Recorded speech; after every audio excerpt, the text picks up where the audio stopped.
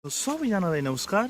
आजको भिडियोमा विशेष गरी हजुरहरूलाई जुन चाहिँ कोही किसानहरूले चाहिँ मौरी पालन गर्न खोजिराख्नु भएको छ भने उहाँहरूले के कस्ता कुराहरूमा ध्यान दिनुपर्छ, के कुराहरू छन् टेक्निकल कुराहरू भनेर यसको बारेमा डाइरेक्ट किसानसँग चाहिँ भेट गराउँदैछु र अन्तिममा चाहिँ उहाँहरूको एड्रेस ठेगाना पनि मैले दिएको छु।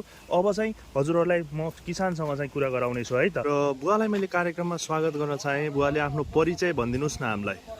मेरो नाम परशुराम अधिकारी। हजुर। अनि यो तपाईँको जुन महिना 8 रामापुर। हजुर। मैले सुरुवात गरेको 2058 साल हजुरदेखि हो। 60-61 को दर्ता छ। हजुर। त्यसपछिबाट मैले निरन्तरता मौरी पाल्दै आइराखेको छु। लगभग अहिले तपाईँसँग टेन्टेटिभ कति जति घार मौरी राख्नु भएको छ, के छ यसको बारेमा नि केही कुरा गरिदिनुहोस् न हामीलाई। अहिले मसित लगभग 300-350 घार मौरी छ। हजुर। मेरो चाहिँ पेसा यही मात्रै हो, अरू पेसा केही पनि छैन। अनि जस्तो मौरीलाई सबैभन्दा महत्त्वपूर्ण कुरा भनेको चरनको व्यवस्थापन भनेर भन्ने गर्छ। यसलाई चाहिँ तपाईँहरूले कसरी व्यवस्थापन गर्नुभएको छ, कसरी मिलाउनु भएको छ यसको बारेमा नि थोरै प्रश्न पारिदिनुहोस् न हामीलाई। चरनको लागि यस्तो छ, चरन जस्तै असोजको अन्तिमतिर दाङतिर हुन्छ। हजुर। यहाँ तोरी नछर्दै तोरी छरिया हुन्छन्, मकै छरेर मकै स्याहारेर तोरी छरिया हुन्छन्। पहिले हामीले पहिलो चरण दाङमा लैन्छ, त्यसपछिबाट यहाँ फुलेपछि यहाँ ल्याएर कहिले मर्चातिर चरण हुँदा उता लैन्छ, कहिले यता लैन्छ, कहिले चाहिँ प्युठान पनि लैन्छ चिउरीमा। जस तपाईँहरूले चरणमै आधारित छ तपाईँहरूको मौरी पालन, एउटा ठाउँदेखि अर्को ठाउँमा चराउनै लैजानुहुन्छ। हजुर। लगभग टेन्टेटिभ एउटा सामान्य किसानले अब मैले मौरी पाल्छु भन्नुभयो भने लगभग कति जति लगानी लाग्दो रहेछ उहाँलाई, के छ यसको बारेमा नि केही कुरा खुलाइदिनुहोस् न। मौरी पालन त यस्तो छ, हेर्नुहोस् मौरी पालन कस्तो भन्नुहुन्छ भन्दाखेरि एक घार मौरीबाट सुरु गरेर हजुर तपाईँको हजारौँ घार पुर्याउने मान्छे पनि छन्। कसैले 10 घार मौरी लिएर गएर मौरी समाप्त पारेर बस्ने मान्छे पनि छन्। त्यसमा लगनशीलतामा भर पर्छ। लगनशीलता हुन्छ भने 10 घार मौरी पाल्न सुरु गर्छन् भने उनले चाहिँ प्रगति गर्छन्। सामान्यतया एउटा किसानले मौरी लिएर गइसकेपछि कस्ता कस्ता कुराहरूमा चाहिँ ध्यान दिनुपर्छ यसको बारेमा नि थोरै कुरा क्लियर पारिदिनुहोस् त बुवा। बर्खामा बचाउनलाई बहुत प्रयास गर्नुपर्छ। हजुर। बर्खामा एउटा कुरा कमिलाको पनि ख्याल गर्नुपर्छ, दोस्रो अरिङ्गाल बच्चुको ख्याल गर्नुपर्छ, त्यसले पनि खान्छ। तेस्रा छेबाराले खान्छ, चिबेचरा त्यस्तरी आएर बसिया खान्छ, त्यसले मौरी खाने आउँछ ती। हजुर। यसो बादल उठ्यो भने चिबेले खान्छ, अथवा यी घाममा पनि आछ आज। हजुर। त्यस्तरी आउँछ यो चरा। त्यसले गर्दाखेरि यिनी धेरै शत्रुबाट बचाउनुपर्छ। अर्को कुरो असारको 15बाट लिएर भदौको पहिलो हप्तासम्म यसलाई चाहिँ कोठ बनाएर खुवाउनुपर्छ। कुटै बनाएर दिनुपर्छ है। दिनुपर्छ। र विशेष गरी तपाईँहरूले बजार भाउ अनुसार तपाईँहरूको जुन यो फार्म छ यो फार्मबाट कति रुपियाँ घरमा छ यो मौरीहरू बिक्री गर्नुभएको छ र एउटा घरमा कतिवटा फ्रेम मौरीहरू दिनुहुन्छ यसको बारेमा नि कुरा गरिदिनुहोस् न। हामीले एउटा घार मौरी 10,000 बराबरमा दिन्छौँ। हजुर। कहिले 15-16 हजार पनि पर्छ धेरै मौरी ल्याउँदाखेरि।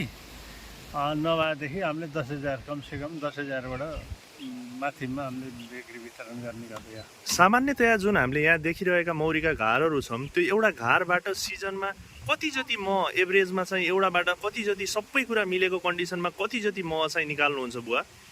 यसमा यस्तो हुन्छ, मौरीको चरण राम्रो भयो, सिजन राम्रो पर्यो भने 30 किलोदेखि लिएर 40-50 किलोसम्म मह आउँछ एउटा घारबाट। एउटा घारमा। र बजार रेट कति छ अहिले महको जुन तपाईँहरूले गाउँमा बेच्नुहुन्छ, लोकल मार्केटमा कसरी बेच्नुहुन्छ, होलसेलमा कसरी बेच्नुहुन्छ यसको बारेमा नि केही कुरा प्रश्न पारिदिनुहोस् न। हामीले लोकलमा बेच्दाखेरि हामीले 700मा बेचिरहेछौँ। हजुर। अथवा होलसेल दिनु पर्यो भने त्यसैमा चाहिँ अलिकति पर्सेन्टेज कमिसन दिएर दिने गरेर। जे होस् 700 रुपियाँ किलो फुडकरमा तपाईँहरूले जे होस् गाउँघरबाट चाहिँ बेचिराख्नु भएको छ। र जस्तो बर्खाको केसमा यो मौरीलाई चाहिँ चिनी खुवाएरै पाल्नुपर्छ, चिनी खुवाएको मौरी हो भनेर यो चाहिँ बाहिरपट्टि यो हल्ला फैलाउने मान्छेहरू एकदम तमाम देखिन्छन्। यसको बारेमा नि थोरै प्रश्न पारिदिनुहोस् न। के हो यसको यथार्थ, के हो वास्तविकता यसको बारेमा एकदम प्रष्ट रूपमा भनिदिनुहोस् न हामीलाई। यसले बर्खा खाना भनेर सँगाले हुन्छ मह। हजुर। त्यो हामीले मह काटेर निकाल्ने हो। हजुर। यसलाई चाहिँ बर्खामा बचाउनको लागि हामीले खुवाउने हो, त्यसबाट मह हुने होइन। त्यो बचाउनलाई खुवाउने हो, त्यो बाहेक खुवाउनु पर्दैन।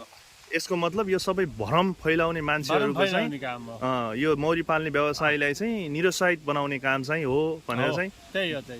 अरू चाहिँ यसलाई जस्तै फुल फुल्छ भने यसलाई लगेर खान त्यहाँ बाहिर ल्याएर राखिदिनुहोस्, एउटा जातै खान्न, त्यहाँ खानै आउनु, त्यस्तो हुन्छ। फुलको जसको रस त्यो त बचाउनलाई मात्रै खुवाउने हो कि, उसको लागि जस्तै हामीले चामल भ्याइयो भने कनिका ल्याएर भए पनि खाएर जिउ पाल्न पर्ने अवस्था आउँछ नि। हजुर, चामल जति चोरले लगिदियो भने त्यस्तै अवस्था हो।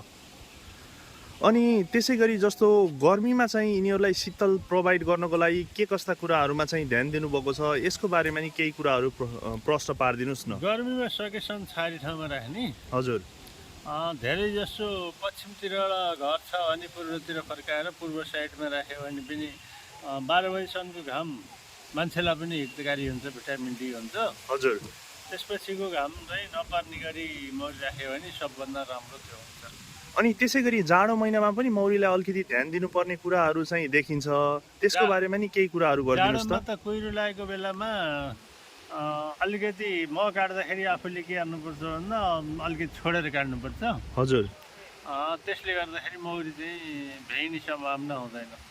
यसको मतलब सबै मह चाहिँ काट्नु भएन। सबै मह काट्नु भएन। मह काट्दाखेरि यिनीहरूलाई यति चाहिन्छ खानलाई, बाई चान्स अब खडेरी यो पर धेरै कुहिरो लाग्यो भने भनेर त्यसलाई छोडेरै काट्नुपर्छ। र त्यसै गरी जस्तो अझै एउटा इम्पोर्टेन्ट कुरा के भन्न चाहन्छु भने मह निकाल्दै गर्दाखेरि कुन समय चाहिँ एउटा किसानले रोज्दाखेरि चाहिँ एकदम उत्तम हुन्छ, यसको बारेमा नि केही कुरा गरिदिनुहोस् न।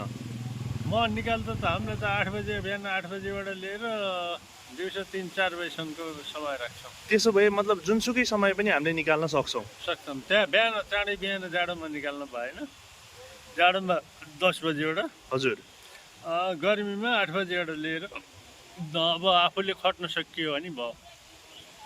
अनि जस्तो स्ट्यान्डको तलपट्टि अलिकति पानी चाहिँ राख्नुपर्ने हुन्छ कटौराहरूमा, अथवा अरू के उपायहरू हुन्छन् कमिलाहरूबाट बचाउने, यसको बारेमा नि केही कुरा गरिदिनुहोस् न हामीलाई। त्यो स्ट्यान्डबाट कमिला चढेर घरमा जाने हुँदाखेरि स्ट्यान्डमा कटौरा राखेर त्यसरी राख्यो भने सबभन्दा राम्रो हुन्छ। अनि कटौराहरू नराख्ने कन्डिसनमा चाहिँ हामीले के राख्न सक्छौँ त्यो पनि भनिदिनुहोस् हामीलाई थोरै। कटौरा नराख्ने भने कि ग्रिस लगाउनु पर्यो स्ट्यान्डमा, हजुर, कि चाहिँ मोबिल सोबिल लगाउनु पर्यो, कमिला नजाउनु त्यो गन्धले।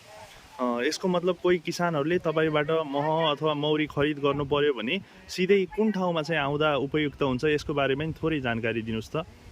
मेरो त यही सैना महिना 8 रामापुर, रूपन्देहीमै पर्यो है सर? रूपन्देही सैना महिना 8 रामापुर। मौरी पालन अधिकारी, मौरी पालन भनेपछि मलाई धेरैले चिन्नुहुन्छ। हस् हस्, यो चर्को घाममा चाहिँ आफ्नो महत्त्वपूर्ण समय हामीलाई जानकारी दिनुभयो। आउने दिनहरूमा फेरि हजुरसँग भेट हुनेछ। आज चाहिँ हामी बिदा हुन्छौँ। हस् त, नमस्ते। हस् त, नमस्कार।